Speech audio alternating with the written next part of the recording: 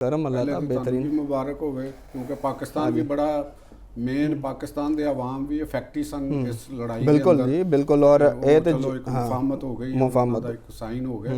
और मुबारक जनाब नू भी और तमाम जो अमन पसंद लोग ने दुनिया दे विच सब नू मुबारक है क्योंकि जंग दा मतलब हुंदा है तबाही ते अमन दा मतलब हुंदा है खुशहाली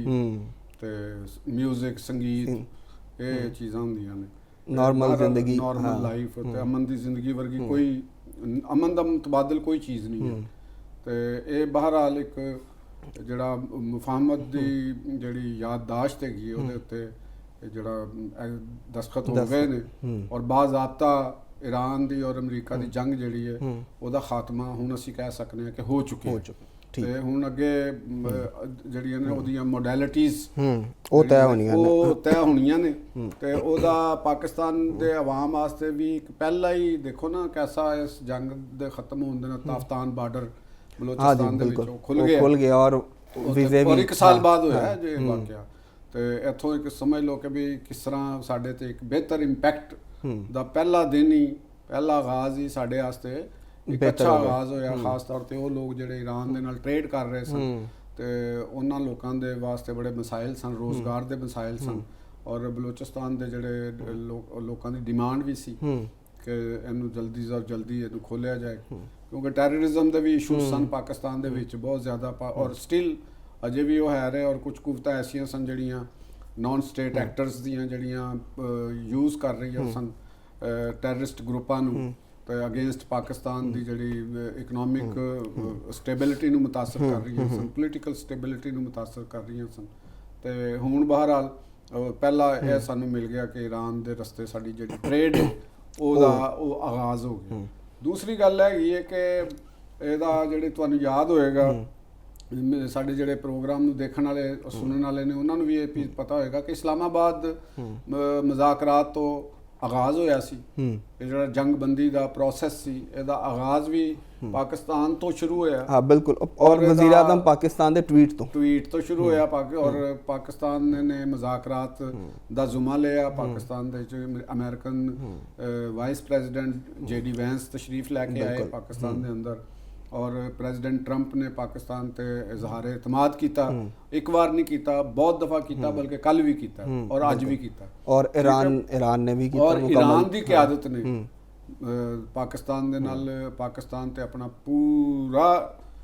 एतमाद किया। बहुत सारियां कुवतां सन जिन्हां ने कोशिश की कि इनू डिरेल करता जाए या पाकिस्तान के किरदार नू मिनिमाइज़ किया जाए लेकिन वो देखो ना जी चंद चढ़दा पंजाबी च कहंदे ने तो सब नूं नज़र आंदा वो तो रुक नहीं सकता वो तो नहीं रुकदा। ये सानू तमाम पोलीटिकल जिहड़े लोग ने तमाम दानिशवर ने उन्हां नूं अपनी जिहड़ी परसनल लाइकिंग और डिसलाइकिंग हर एक दी अपनी अपनी साडे अंदर यह चीज़ का हौसला होना चाहिए कि यह पाकिस्तान वास्ते एजाज़ है बतौर पाकिस्तान बतौर स्टेट ऑफ पाकिस्तान बिल्कुल और ਉਹਦੇ ਅਸੀਂ ਪਾਕਿस्तान ਦੀ ਸਟੇਟ ਦੇ ਅਸੀਂ ਸ਼ਹਿਰੀ ਹਾਂ ਤੇ ਉਸ ਸ਼ਹਿਰੀ ਹੋਣ ਦੇ ਵੀ ਨਾਤੇ ਜੇ ਅਗਰ ਪਾਕਿस्तान ਕੋਈ ਵੀ ਗਵਰਨਮੈਂਟ ਹੋਵੇ ਕੋਈ ਵੀ ਪਰਸਨੈਲਿਟੀ ਹੋਵੇ ਐਨੀਵਨ ਮਤਲਬ ਕਿ ਉਹ ਪਾਕਿस्तान ਨੂੰ ਰਿਪਰੈਜ਼ੈਂਟ ਕਰ ਰਿਹਾ ਹੈ ਤੇ ਅੱਜ ਪ੍ਰਾਈਮ ਮਿਨਿਸਟਰ शहबाज शरीफ साहब ने पाकिस्तान फौज के सरबराह फील्ड मार्शल आसम मुनीर साहब ने ठीक है ना जी और वज़ीर दाखिला ने मोहसिन नकवी साहब ने और नायब वज़ीर आज़म ने इसहाक डार साहब खारजा भी ने और प्रेजिडेंट आसफ अली जरदारी साहब भी ने उन्होंने देखो किसी उस प्रोसैस नूं सपोर्ट करना तो वो भी एक बड़ी वड्डी गल है। और पीपल्स पार्टी दे जिहड़े लीडर ने चेयरमैन ने बिलावल भुट्टो साहब उन्हां दा भी एक रोल है बहुत इहदे अंदर पॉजिटिव रोल प्ले किया उन्होंने और पॉजिटिव तो मुराद है करना चाहिए सी। ये पाकिस्तान का मामला सी, ये कोई सियासी मामला तो है ही नहीं सी ना, एक पोलीटिकल पॉइंट स्कोरिंग का तो मामला नहीं सीगा। अच्छा साहब मैं जो पोलीटिकल पॉइंट स्कोरिंग की गल करो एक सवाल बहुत ज़्यादा पूछा जा रहा है वह तुसीं एक छोटा जिहा पहलू तो जिक्र किया कहंदे ने जी पाकिस्तान नूं की लभ्या भज दौड़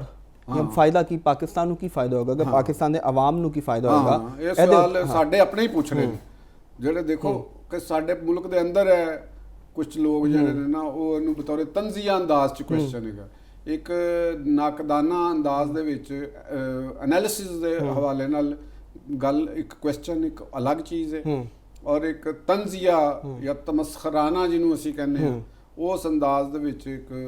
ਇਹਨੂੰ ਕ੍ਰਿਟਿਸਾਈਜ਼ ਕਰਨ ਦਾ ਬਣ ਜਾਂਦਾ ਅੰਦਾਜ਼। ਤੇ ਉਹਦੇ 'ਚ ਮੇਰਾ, ਮੈਂ ਤੁਹਾਨੂੰ ਦੱਸਣਾ ਵਾ ਜਿਹੜੀ ਮੇਰੀ ਨਾਕਸ ਅਕਲ ਹੈ ਜਾਂ ਜਿਸ ਤਰ੍ਹਾਂ ਦੀ ਮੈਂ ਪਰਸੀਵ ਕਰ ਰਿਹਾ ਹਾਂ ਚੀਜ਼ਾਂ ਨੂੰ, ਉਹਦਾ ਇੱਕ ਤੇ ਮੈਂ ਤੁਹਾਨੂੰ ਦੱਸਤਾ ਕਿ ਤਾਫਤਾਨ ਬਾਰਡਰ ਤੇ ਪਹਿਲਾਂ ਹੀ ਖੁੱਲ੍ਹ ਗਿਆ, ਬਿਲਕੁਲ ਠੀਕ ਹੈ ਸਾਡੇ ਵਾਸਤੇ, ਔਰ ਇਹ ਅੱਗੇ ਲੈ ਕੇ ਮਜ਼ੀਦ ਇਹ ਚੱਲੇਗਾ। ਮੈਂ ਤੁਹਾਨੂੰ ਪਹਿਲੇ ਉਹ ਦੱਸ ਰਹਾ ਹਾਂ ਜਿਹੜੀਆਂ ਇਕਨੋਮਿਕ ਰਿਲੇਟਡ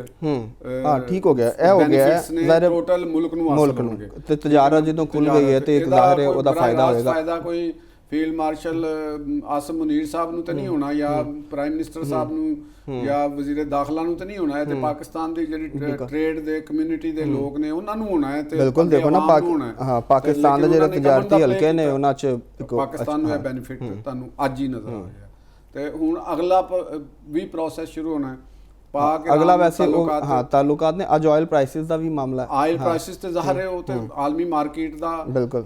ਉਹ ਤੇ ਪੂਰੀ ਦੁਨੀਆ ਨੂੰ ਫਾਇਦਾ ਹੋਣਾ। ਹਾਂਜੀ, ਕਿ ਆਇਲ ਪ੍ਰਾਈਸਿਸ ਥੱਲੇ ਆਣੀਆਂ ਸ਼ੁਰੂ ਹੋਈਆਂ। ਨਹੀਂ, ਉਹਦੇ ਤੇ ਇਹ ਕ੍ਰਿਟਿਸਿਜ਼ਮ ਕੀਤਾ ਜਾਂਦਾ ਸੀ ਕਿ ਪਾਕਿਸਤਾਨ ਨੇ ਜ਼ਰੂਰਤ ਤੋਂ ਜ਼ਿਆਦਾ ਕੀਮਤਾਂ ਜਿਹੜੀਆਂ ਨੇ ਉਹ ਵਧਾਈਆਂ ਹਕੂਮਤ ਨੇ, ਤੇ ਕਿਆ ਹੁਣ ਉਹਨਾਂ ਹੀ ਰਿਲੀਫ ਆਵਾਮ ਨੂੰ ਮਿਲੇਗਾ? ਦੇਖੋ ਗੱਲ ਹੈਗੀ ਕਿ ਉਹਦੇ ਅੰਦਰ ਇਹ ਤੇ ਇੱਕ ਮਾਲੀਆਤੀ ਇੱਕ ਪ੍ਰੋਸੈਸ ਹੈਗਾ ਕਿ ਗਵਰਨਮੈਂਟ ਜਿਹੜੀ ਉਹ ਟੈਕਸੇਸ਼ਨ ਦਾ ਪ੍ਰੋਸੈਸ ਹੈਗਾ। ਗਵਰਨਮੈਂਟ ਜਿਸ ਤਰ੍ਹਾਂ ਆਲਮੀ ਮਾਰਕੀਟ 'ਚ ਕਮੀ ਹੁੰਦੀ ਹੈ ਉਹਦੇ 'ਚ ਉਹਨਾਂ ਨੇ ਉਹ ਕੀਤੀ ਪੀਰੀਓਡਿਕਲੀ। ਤੇ ਉਸ ਹਵਾਲੇ ਨਾਲ ਅਗਰ ਅਸੀਂ ਗੱਲ ਕਰ ਰਹੇ ਹਾਂ, ਜੇ ਇਕਨੋਮਿਕ ਡਿਵੈਲਪਮੈਂਟ ਇਕਨੋਮਿਕਸ ਦੇ ਨੁਕਤਾ ਨਜ਼ਰ ਨਾਲ ਦੇਖਦੇ ਹਾਂ, ਜਾਂ ਡਿਵੈਲਪਮੈਂਟ ਇਕਨੋਮੀ ਦੇ ਨੁਕਤਾ ਨਜ਼ਰ ਨਾਲ ਤੁਸੀਂ ਇਹ ਕੁਐਸਚਨ ਮੇਰੇ ਕੋਲੋਂ ਪੁੱਛੋਗੇ, ਤੇ ਫਿਰ ਕੁਐਸਚਨ ਦੀ ਸ਼ਕਲ, ਜਵਾਬ ਦੀ ਸ਼ਕਲ ਕੁਝ ਹੋਰ ਹੋਏਗੀ। ਤੇ ਜੇ ਤੁਸੀਂ ਜੀਓਪੋਲਿਟੀਕਲ ਐਨਾਲਿਸਿਸ ਦੇ ਅੰਦਾਜ਼ ਨਾਲ ਮੇਰੇ ਕੋਲੋਂ ਜਵਾਬ ਪੁੱਛੋਗੇ ਤੇ ਉਹਦਾ ਜਵਾਬ ਇੱਕ ਡਿਫਰੈਂਟ ਅੰਦਾਜ਼ ਵਿੱਚ ਹੋਏਗਾ। ਹੁਣ ਤੁਹਾਨੂੰ ਮੈਂ ਦੋਨਾਂ ਦਾ ਹੀ ਮੈਂ ਜਵਾਬ ਦੇ ਦਿੰਦਾ। ਜੀਓਪੋਲਿਟੀਕਲ ਐਨਾਲਿਸਿਸ ਦੇ ਵਿੱਚ ਤੇ ਤੁਹਾਨੂੰ ਇਹ ਆਏਗਾ ਕਿ ਸਾਨੂੰ ਇੱਕ ਰਿਲੀਫ ਗਵਰਨਮੈਂਟ ਨੂੰ ਮਿਲੇਗਾ, ਉਹਨਾਂ ਦੇ ਪਰਚੇਜ਼ਿੰਗ ਘਟੇਗੀ, ਮੁਲਕ ਦੀ ਜਿਹੜੀ ਜ਼ਰ ਮੁਬਾਦਲਾ ਜਿਹੜਾ ਤੇਲ ਦੀ ਖਰੀਦਾਰੀ 'ਚ ਦੇ ਰਹੇ ਆ ਉਹ ਸਾਨੂੰ ਘੱਟ ਦੇਣਾ ਪਏਗਾ, ਉਹ ਥੱਲੇ ਰੇਟ ਜੋ ਥੱਲੇ ਆ ਗਏ। ਹੁਣ ਅੱਗੇ ਆਵਾਮ ਨੂੰ ਅਗਰ ਉਹਦੀ ਪੋਲੀਟੀਕਲੀ ਅਸੀਂ ਦੇਖਦੇ ਹਾਂ ਡਿਵੈਲਪਮੈਂਟ ਇਕਨੋਮੀ ਦੇ ਨੁਕਤਾ ਨਜ਼ਰ ਨਾਲ, ਉਹ ਇਹ ਹੁੰਦਾ ਹੈ ਕਿ ਕਿਆ ਜਿਹੜੀ ਗਵਰਨਮੈਂਟ ਤੇਲ ਸਸਤਾ ਖਰੀਦ ਰਹੀ ਹੈ ਉਹ ਆਵਾਮ ਨੂੰ ਉਹਦੀ ਬੈਨੀਫਿਟਸ ਪਹੁੰਚ ਰਹੇ ਨੇ, ਗ੍ਰਾਸ ਰੂਟ ਲੈਵਲ ਤੱਕ ਪਹੁੰਚ ਰਹੇ ਨੇ। ਉਹਦੇ ਵਾਸਤੇ ਅਸੀਂ ਇਹ ਕਰਾਂਗੇ ਕਿ ਜਿਹੜੀ ਲੇਵੀ ਲਗਾਈ ਹੈ ਗਵਰਨਮੈਂਟ ਨੇ ਆਪਣੇ ਰੈਵਨਿਊ ਵਾਸਤੇ,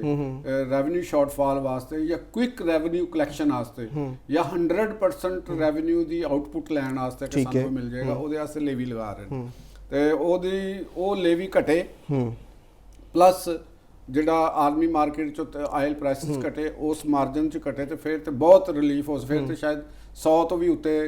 ਰੁਪਏ ਤੋਂ ਜ਼ਿਆਦਾ ਕੀਮਤ ਥੱਲੇ ਆਣੀ ਚਾਹੀਦੀ। ਜਿਹੜੀ ਹਿਸਾਬ ਆ ਰਿਹਾ ਹੈ 55 ਰੁਪਏ ਦੀ ਹੈ, ਲੇਕਿਨ ਕਹਿ ਰਹੇ ਨੇ ਕਿ ਜਿਹੜੇ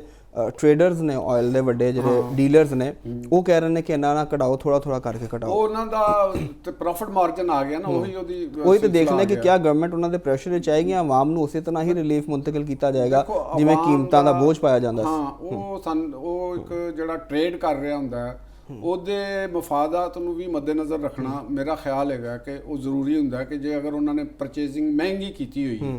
ਤੇ ਉਹਨਾਂ ਨੂੰ ਸਸਤੀ ਜਿਸ ਵੇਲੇ ਸੈਲ ਕਰਨੀ ਪਏਗੀ ਤੇ ਲਾਸ ਤੇ ਹੋਏਗਾ। ਹਾਂ, ਲੇਕਿਨ ਜਦੋਂ ਸਸਤੀ ਖਰੀਦੀ ਰਾਤੋਂ ਰਾਤ ਅਮੀਰ ਹੋ ਜਾਂਦੇ ਨੇ, ਉਹ ਦੇਖੋ ਨਾ ਫਿਰ ਬਿਜ਼ਨਸ 'ਚ ਤੇ ਬੈਲੈਂਸ ਕਰਕੇ ਅਗਰ ਗੱਲ ਕਰ ਰਹੇ ਹਾਂ ਤਾਂ ਫਿਰ ਤੇ ਬਣਦਾ ਇਹੋ ਹੀ ਹੈਗਾ ਕਿ ਗਵਰਨਮੈਂਟ ਨੂੰ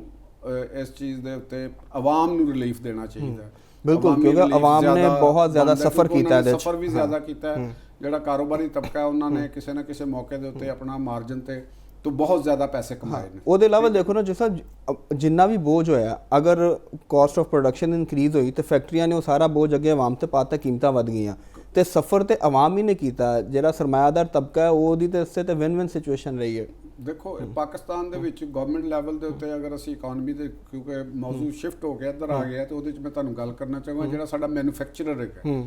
ਮੈਨੂਫੈਕਚਰਰ ਦੇ ਆਪਣੇ ਮਸਾਇਲ ਇੱਕ ਠੀਕ ਹੈ, ਉਹਨਾਂ ਦੇ ਮਸਾਇਲ ਹੋਣਗੇ, ਯਾਨੀ ਉਹਨਾਂ ਨੂੰ એનર્ਜੀ ਮਹਿੰਗੀ ਮਿਲ ਰਹੀ ਹੈ, ਯਾਨੀ ਕੋਇਲਾ ਮਹਿੰਗਾ ਮਿਲ ਰਿਹਾ ਹੈ, ਉਹਨਾਂ ਨੂੰ ਬਿਜਲੀ ਮਹਿੰਗੀ ਮਿਲ ਰਹੀ ਹੈ, ਉਹਨਾਂ ਨੂੰ ਆਇਲ ਮਹਿੰਗਾ ਮਿਲ ਰਿਹਾ, ਉਹਨਾਂ ਨੂੰ ਗੈਸ ਮਹਿੰਗੀ ਮਿਲ ਰਹੀ ਹੈ, ਯਾਨੀ ਉਹਨਾਂ ਦਾ ਜਿਹੜਾ ਪ੍ਰੋਡਕਸ਼ਨ ਕਾਸਟ ਆਫ ਪ੍ਰੋਡਕਸ਼ਨ ਬਹੁਤ ਵੱਧ ਰਹੀ ਹੈ। ਠੀਕ ਹੈ, ਤੇ ਲੇਕਿਨ ਉਹ ਇਹ ਕਰਦੇ ਕੀ ਨੇ ਕਿ ਜਿਹੜੀ ਐਕਸਾਈਜ਼ ਡਿਊਟੀ ਜਿਹੜੀ ਪ੍ਰੋਡਕਸ਼ਨ ਦੇ ਉੱਤੇ ਆਇਦ ਹੋ ਰਹੀ ਹੁੰਦੀ ਹੈ ਉਹਦੀ ਵੀ ਐਂਡ ਕੰਜ਼ਿਊਮਰ ਦੇ ਉੱਤੇ ਪਾਉਂਦੇ ਨੇ। ਬਿਲਕੁਲ ਠੀਕ ਹੈ। ਔਰ ਐਂਡ ਕੰਜ਼ਿਊਮਰ ਜਿਹੜਾ ਰਿਟੇਲਰ ਵੇਚ ਰਿਹਾ ਹੁੰਦਾ ਹੈ ਚੀਜ਼ ਨੂੰ, ਰਿਟੇਲਰ ਜਿਸਲੇ GST ਲੈਂਦਾ ਹੈ ਉਹ ਵੀ ਐਂਡ ਕੰਜ਼ਿਊਮਰ ਦੇ ਉੱਤੇ ਪਾਉਂਦਾ, ਉਹ ਰਿਟੇਲਰ ਆਪਣੇ ਤੇ ਨਹੀਂ ਲੈਂਦਾ, ਯਾਨੀ ਉਹਦੇ ਆਪਣੇ ਪ੍ਰੋਫਿਟ ਵਿੱਚੋਂ ਕੁਝ ਨਹੀਂ ਜਾ ਰਿਹਾ, ਉਹ ਸਾਰਾ ਦਾ ਸਾਰਾ ਬੋਝ ਐਂਡ ਕੰਜ਼ਿਊਮਰ ਦੇ ਉੱਤੇ ਪਾ। ਤੇ ਗਵਰਨਮੈਂਟ ਨੂੰ ਇਸ ਮੈਕੈਨਿਜ਼ਮ ਦੇ ਹਵਾਲੇ ਨਾਲ ਵੀ ਕੁਝ ਇਹਦੇ ਤੇ ਕਰਨਾ ਚਾਹੀਦਾ, ਮੈਨੂਫੈਕਚਰਰ ਨੂੰ ਵੀ ਕਰਨਾ ਚਾਹੀਦਾ। ਅਸੀਂ ਇੱਕ ਉਧਰ ਆ ਰਹੇ ਹਾਂ ਇੱਕ ਗੱਲ ਮੁਆਹਦੇ ਤੇ ਆ ਜਾਣਾ। ਚਲੋ ਮੁਆਹਦੇ ਤੇ ਇੱਕ ਸਵਾਲ ਹੈ। ਹਾਂ, ਤੁਸੀਂ ਸਾਰੇ ਨਕਾਤ ਜਿਹੜੇ ਮੁਆਹਦੇ ਦੇ ਕੋਈ 14 ਨਕਾਤ ਆਏ ਨੇ ਉਹ ਤੁਸੀਂ ਦੇਖ ਵੀ ਲਏ ਨੇ,